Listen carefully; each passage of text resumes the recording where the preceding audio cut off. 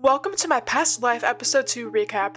Since there was more going on in this session compared to the last, I'll break up each faction's antics into their own section. Spoilers ahead. But first up, this session took place in version beta 1.7.3. The key things that version added were pistons, sticky pistons, spruce wood, access to the nether, and being able to shift-click to transfer items into your inventory. Also, the boogeyman returns with some changed rules.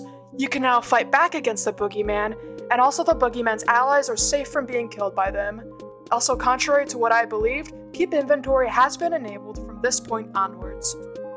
Now on to what each group got up to, starting with the villains. Pearl and Grian took a trip to the nether to collect netherrack, glowstone, and soul sand. Gem went mining for diamonds and ran into the rejects. After that, Grian had the brilliant idea to set up a pitfall trap outside the lighthouse. Finally for this team, Gem tasked Pearl with obtaining an iron ingot from each group to show off how much of a villain she is. To start off with the gluten guys, Tango really sounds like he could make a complicated redstone machine and respond with, "It's quite simple, really." The group messed around with pistons for a bit, made a piston door to their base, and even made a manual automatic sugarcane farm. Ren and Impulse made a deal with Cleo, Martin, and Bigby to inform each other about what the other groups get up to, and to inform them if they're up to no good.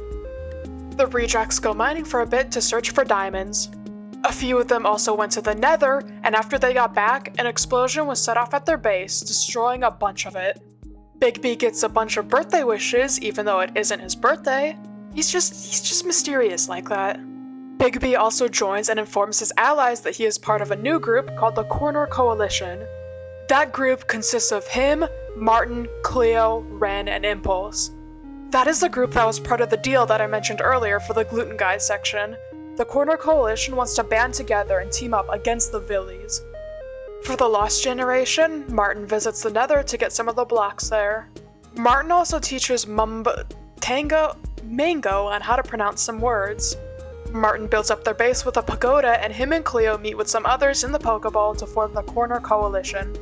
Jimmy also discovers the meeting room, but Martin deters him away from it, saying that's just where him and Cleo meet up. On to Cabin Core.